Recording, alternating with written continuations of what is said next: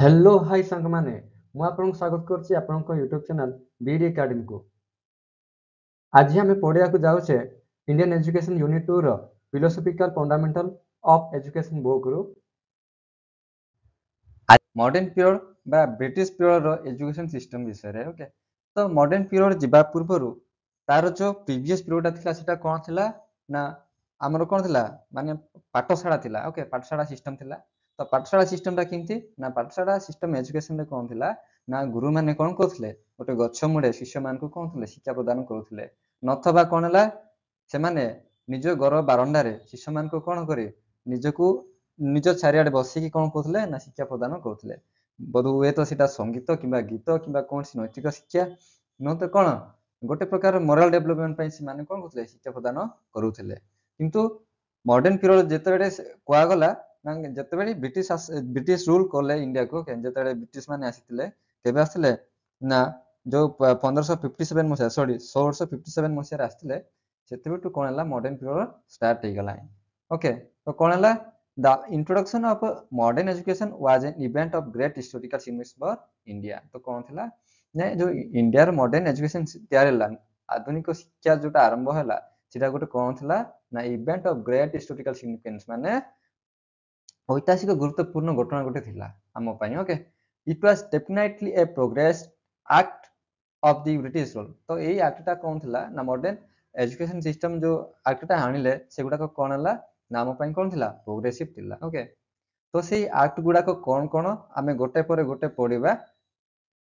Three main agencies were essential for the spread of modern education in India। तो तीनटा agency कौन थिले गुरुत्वपूर्ण थिले ओके दायित्व करथिले कोडा मॉडर्न एजुकेशन सिस्टम टा को प्रमोट करिया पई ओके। तो प्रथम कोन हला the foreign Christian missionaries second हला the British government and progressive Indians द्वारा मध्य कोन कहितला ना बोर्ड भाबरे रेस्पॉन्सिबिलिटी हिथिले ओके दायित्व ग्रहण करथिले। तो फर्स्ट पॉइंट आमे देखिबा क्रिश्चियन मिशनरी माने कोन तांकर काम कोन थिला ओके। ओ क्रिश्चियन मिशनरी ओ did extensively work in the spread of modern education in India were inspired mainly by a project lighting spirit to spread Christianity among the Indian people। तो कोन हला ना क्रिश्चियन मिशनरी प्रथम उद्देश्यटा कोन थिला ना प्रोसलाइटिक okay प्रोसलाइट बा प्रोसलाइटिजिंग जोटा आमे कहूचे सेटा तार अर्थ होची कोन हला धर्मांतरीकरण ओके। निजर धर्म परिवर्तन करे जदि अलगा धर्म ग्रहण करନ୍ତି तबे ताकू काजिबा धर्मांतरीकरण। तो से माने केउ बाबरे शिक्षा प्रदान करले ना निजर धर्मांतरण करिकि ओके लोक मानकर स्पिरिट ओके तांकर आत्मा को तांको मन चित्त को कोन करले से माने धर्मांतरीकरण कर देले सेही माध्यम रे कोन हला से माने विस्तार को राख लागले स्प्रेड क्रिश्चियनिटी ओके से माने कोन करले क्रिश्चियनिटी को कोन करले विस्तार बाबरे इंडियन पीपल मान को भितरे कोन करले ना शिक्षा प्रदान करिया पई आरंभ करथिले। This missionary started education institute which along with imparting modern secular education also give religious instruction in Christianity। तो कौन हला जो क्रिश्चियन मिशनरी माने आसिले एजुकेशन इंस्टीट्यूट सब खुलिले स्कूल कॉलेज सब खुलिले से माने कोन कले ना सेथिरु यामे कोन करचे ना आमे जानिया को पाउचे ओके। हमर जो हमर कोन कॉन्स्टिट्यूट रे ओके हम संविधान रे जोटा अछि आमे सेकुलरिज्म ओके माने धर्मनिरपेक्ष राष्ट्र आमे जोटा कहउचे सेहितिरो स्टार्ट हितला ओके हमर पार्ट हितला सीटू। तो कोन दले ना तांको रिलीजन क्रिश्चियनिटी सहित देथिले किंतु सेमाने कोन करथले बाध्य करनथले कि सेमाने कोन धर्मांतरीकरण करिया पय जदि आपण चाहछंती क्रिश्चियन विषय रे जानिबा क्रिश्चियनिटी रो विषय जानिबा क्रिस्ट जीसु को ऊपर जदि तांकर शिक्षा तांकर भावना तांकर चिंताधारा विषय जदि जानिबार अछि त आपण कोन करे माने क्रिश्चियन मिशनरी कॉलेज रे तमे स्कूल रे पाठ पढि पारिबो किंतु बाध्य नुहे कि क्रिश्चियनिटी जो माने माने कोन धर्म जो माने परिवर्तन करछंती हिंदू क्रिश्चियन किबा मुस्लिम को क्रिश्चियन जो माने धर्म परिवर्तन करछंती से माने केवल परिबेनी ये सब नियम नथिला ओके। माने हिंदू धर्म ताइक मध्ये कोन क्रिश्चियनिटी विषय मध्ये पढिबा को से माने सुयोग दउथिले। Second point the Britain government okay British government कोन करले शिक्षा क्षेत्र हम के देखिया आ की परि से माने कोन करथले ना शिक्षा क्षेत्र को इंडिया रे प्रमोट करथले से विषय भी जानिबा। The British government was however the principal agent in disseminating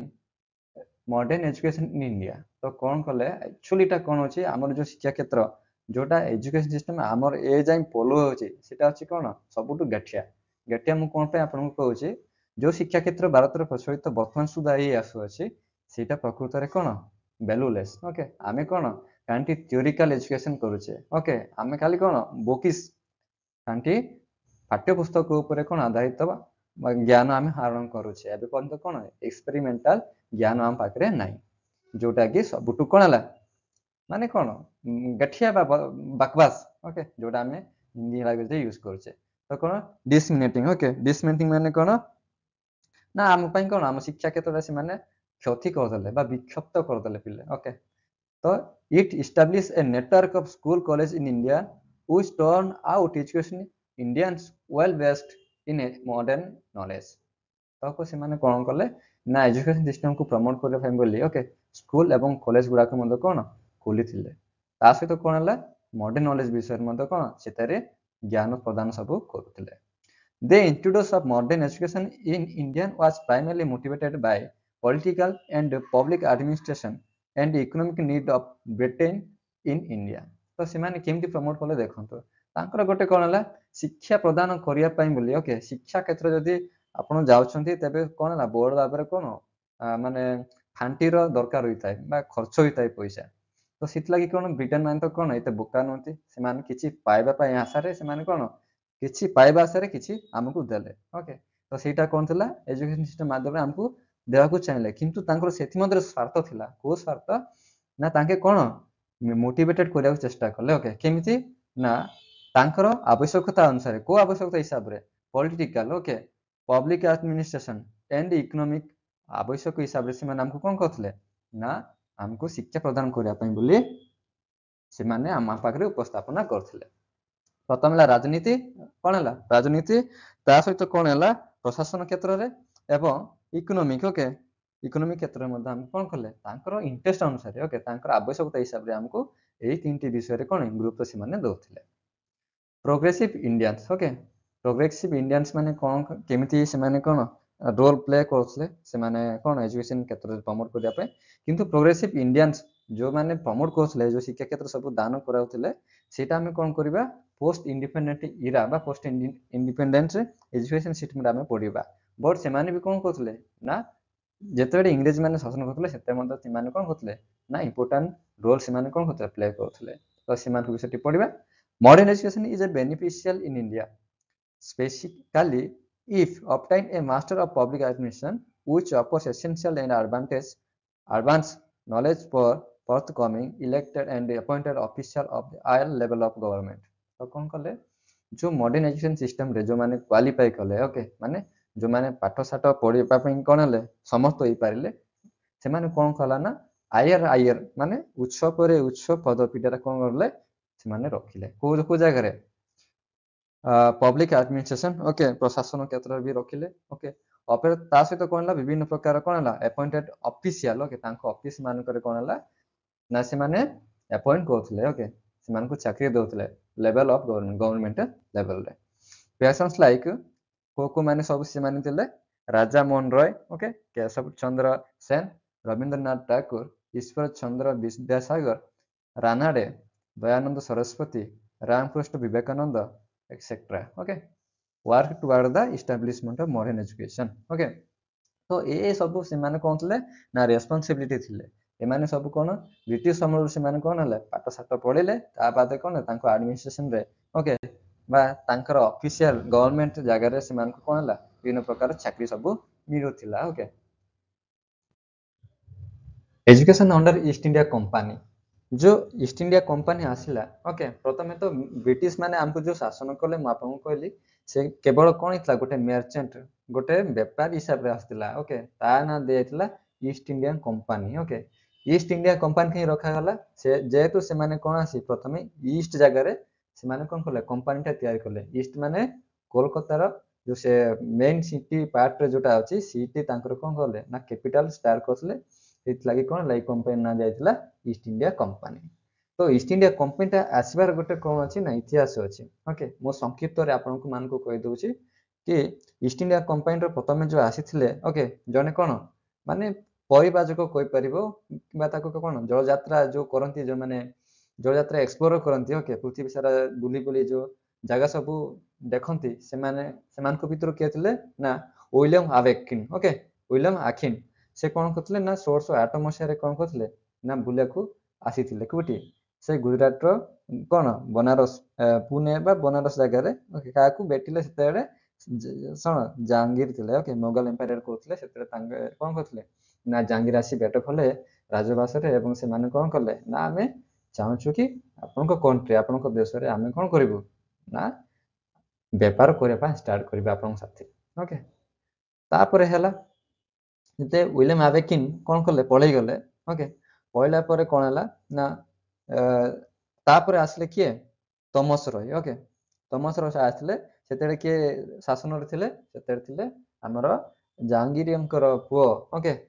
ଜାହାଙ୍ଗୀରର ପୁଅ ଥିଲେ କିଏ ଔରଙ୍ଗଜେବ ଓକେ ସେ ଟାଇମରେ ଆସିଲେ ଆସିଲା ପରେ କ'ଣ ହେଲା ଗୋଟେ କମ୍ପାନୀଟେ ସେମାନେ କ'ଣ କଲେ କଲକାତାରେ ଷ୍ଟାର୍ଟ କରିଥିଲେ ଓକେ ତ ତା ନାଁ ଦେଇଥିଲା ଇଷ୍ଟ ଇଣ୍ଡିଆ କମ୍ପାନୀ ତ ଇଷ୍ଟ ଇଣ୍ଡିଆ କମ୍ପାନୀ ଯେତେ ପର୍ଯ୍ୟନ୍ତ ଆମ ଇଣ୍ଡିଆରେ ଲାଗୁ ହେଇନଥିଲା ଓକେ ଯେତେବେଳେ queen Elizabeth one okay queen Elizabeth one okay ସେ କ'ଣ କଲେ ନା ଯେତେବେଳେ ଗୋଟେ ରୁଲ ପାସ୍ କରିନଥିଲେ ଓକେ କେତେବେଳେ ଡିସେମ୍ବର 31 ନା 1600 ମସିହାରେ ଗୋଟେ ଯେତେବେଳେ ସେ କ'ଣ କରୁଥିଲେ ରୁଲ ପାସ୍ କରିନଥିଲେ ଓକେ ସେ ରୁଲ ନା କ'ଣ ଥିଲା ରୟାଲ ଚାର୍ଟର କହିକି ଓକେ ରୟାଲ ଚାର୍ଟର ବୋଲିକି ଥିଲା ସେଇ ରୁଲଟା ପାସ୍ କଲାରୁ ସେମାନେ କ'ଣ କଲେ ନା କମ୍ପାନୀକୁ ଗୋଟେ ଅଧିକାର ମିଳିଗଲା କି ଇଣ୍ଡିଆରେ ସେମାନେ କ'ଣ କରିପାରିବେ ମିଲିଟାରୀ ରଖିପାରିବେ ତାଙ୍କର ଫରେନ୍ ଆଫେୟାର ବିଷୟରେ ସେମାନେ କ'ଣ କରିବେ କଣ୍ଟ୍ରୋଲ କରିପାରିବେ ଏବଂ କମ୍ପାନୀର ଯାହା ସବୁ ଡିସିସନ୍ ହେବ ସବୁ ବ୍ରିଟେନ୍ ହେବ ଓକେ ସେମିତି କ'ଣ କଲେ ସେମାନେ ମୋଗଲ ମାନଙ୍କ ସାଥିରେ କ'ଣ କଲେ ଏଗ୍ରିମେଣ୍ଟ ଗୋଟେ କରୁଥିଲେ ତାପରେ କ'ଣ ଦେଖିଲେ ସେମାନେ ପରେ ପରେ ପରେ ଦେଖିବାକୁ ଜାଣିବାକୁ ପାଇଲେ କି ମୋଗଲ ସାମ୍ରାଜ୍ୟଟା କ'ଣ ହେଉଛି ନା ଶାସନ କରିବା ପାଇଁ ଅବହେଳା କରୁଛି ବା ତାଙ୍କେ କ'ଣ ଦୁର୍ବଳ ହେଇଯାଇଛନ୍ତି ବୋଲି ସେମାନେ ଅନୁଭବ କଲେ ସେମାନେ କ'ଣ କଲେ ନା ମୋଗଲ ସାଥିରେ କ'ଣ କଲେ ନା ଷ୍ଟାର୍ଟ କରିଦେଲେ ଫାଇଟିଂ ଓକେ ଫାଇଟିଂ ମାନେ ସେମାନଙ୍କ ସାଥିରେ କ'ଣ ହେଲା ଯୁଦ୍ଧଟା ଗୋଟେ ହେଲା ସେଇ ଯୁଦ୍ଧଟାକୁ ଆମେ କ'ଣ କହୁଛେ Anglo Mughal war okay Anglo Mughal ୱାରରେ ଥିଲେ କିଏ କିଏ ଥିଲେ ନା ଗୋଟେ ଆଡ଼େ ମୋଗଲ ମାନଙ୍କର ସେନାପତି ଓକେ ଯେମିତିକି ଔରଙ୍ଗଜେବ ତ ନିଜେ ଥିଲେ ତା ସହିତ କ'ଣ ହେଲା ଶାସ୍ତନ ଖାନ ଓକେ ଦୌଦ ଖାନ ପାନି ୟୁସୁଫ ଖାନ ଏପରି କ'ଣ ବିରାଟ କାଳ ପରାକ୍ରମ କ'ଣ ଥିଲେ ସେନା ଗୁଡ଼ାକ ଥିଲେ ତା ସହିତ ଏପଟେ ଯୋଉ ବ୍ରିଟିଶ ଆଡରୁ ଲଢୁଥିଲେ ଓକେ ତାଙ୍କର କ'ଣ ଥିଲେ ଜୋସିଆନ ଚାଇଲ୍ଡ ତୋମାସ ପିଟ୍ ଜବ୍ ଜାରକନ ଓକେ ଏମିତି କ'ଣ ଥିଲେ ନା ତାଙ୍କେ ସେନାପତି ମୁଖ୍ୟ ଭୂମିକା ନିଭାଇଥିଲେ ଯୁଦ୍ଧ କରିବା ପାଇଁ କିନ୍ତୁ ସେ ଯୁଦ୍ଧରେ ହାରି ଯାଇଥିଲେ କି ମୋଗଲ ମାନେ ହାରିଯିବାରୁ ସେମାନେ କ'ଣ କଲେ ନା ଟିଟି ହିସାବରେ କ'ଣ କଲେ ନା ମୋଗଲ ମାନଙ୍କର ସାମ୍ରାଜ୍ୟଟାକୁ ବ୍ରିଟିଶ ସମୟରେ ସବୁ ଆସି ଯାଇଥିଲା ତ ସେମାନେ କ'ଣ କଲେ ନା ସେମିତି ଶାସନ କରି କ'ଣ ହେଲା ମାଡ୍ରାସଟାରେ ଓକେ ବମ୍ବେଟାରେ ଏବଂ ବେଙ୍ଗାଲଟାରେ ନିଜର ରାଜା ସ୍ଥାପନ କରୁଥିଲେ ସେମିତି କ'ଣ ହେଲା ନା ସେମାନଙ୍କର କମ୍ପାନୀଟା କ'ଣ ପୁରା ବ୍ୟାପି ଯାଇଥିଲା ଇଣ୍ଡିଆରେ ତାପରେ ଆମେ ଯିବା ତ ପ୍ରଥମ ଆକ୍ଟଟା ଆସିଥିଲା ଏଟାରେ କ'ଣ ଚାର୍ଲେସ ଗ୍ରାଣ୍ଟ ଓକେ 1772 ରେ ତାପରେ ଦ୍ୱିତୀୟରେ ଚାର୍ଟର ଆକ୍ଟ 1833 ଲଳମକ ମିନଟ 1835 ଓଟ୍ସ ଡିସ୍ପାଚ 1854 ଅଣ୍ଟର କମିଶନ 1882 ଅଟକ କମିଟି 1929 ସର୍ଜେଣ୍ଟ ରିପୋର୍ଟ 1944 ତ ଏମିତି ଭାବରେ କ'ଣ କରୁଥିଲେ ତାଙ୍କର ଗୋଟେ କ'ଣ ପିଢ଼ି ପରେ ପିଢ଼ି ଗୋଟେ ପରେ ଗୋଟେ ଏଜୁକେସନ ସିଷ୍ଟମକୁ ଲାଗୁ କଲେ ଇଣ୍ଡିଆନ୍ସ ମାନଙ୍କ ପାଇଁ ଓକେ ସମୟ ପରିସ୍ଥିତି ହିସାବରେ ସେମାନେ କ'ଣ କଲେ ନିଜର ଏଜୁକେସନ ପଲିସିଟାକୁ କ'ଣ କରୁଥିଲେ ଇଣ୍ଡିଆନ୍ସ ମାନଙ୍କ ପାଇଁ ପରିବର୍ତ୍ତନ କରି ଆସୁଥିଲେ ଓକେ ତ ଏଇ ସବୁର ଯୋଉ ଇଭଲ୍ୟୁସନ ସବୁ ଘଟିଲା ଏଜୁକେସନ ସିଷ୍ଟମରେ ସେ ସବୁକୁ ଆମେ କ'ଣ କରିବା ନା ଗୋଟେ ପରେ ଗୋଟେ ଆମେ ପଢିବା ଓକେ ନେକ୍ସଟ ଭିଡ଼ିଓରେ ମୁଁ ଆପଣଙ୍କୁ ସମସ୍ତ ଭିଡ଼ିଓ ପ୍ରୋଭାଇଡ କରିବାକୁ ଚେଷ୍ଟା କରିବି ଓକେ ଚାର୍ଲେସ ଗ୍ରାଣ୍ଟ ପାଇଁ ଗୋଟେ ଭିଡ଼ିଓ ଚାର୍ଲେସ ଆକ୍ଟ କ'ଣ ଅଛି ତାଙ୍କ ପାଇଁ ଗୋଟେ ଭିଡ଼ିଓ ମୁଁ ଆପଣଙ୍କ ୟୁଟ୍ୟୁବ ମାଧ୍ୟମରେ କ'ଣ ହେଲା ଗୋଟେ ଭିଡ଼ିଓ ରେକର୍ଡ କରି ଆପଣଙ୍କୁ ପ୍ରୋଭାଇଡ କରିବାକୁ ମୁଁ ଚେଷ୍ଟା କରିବି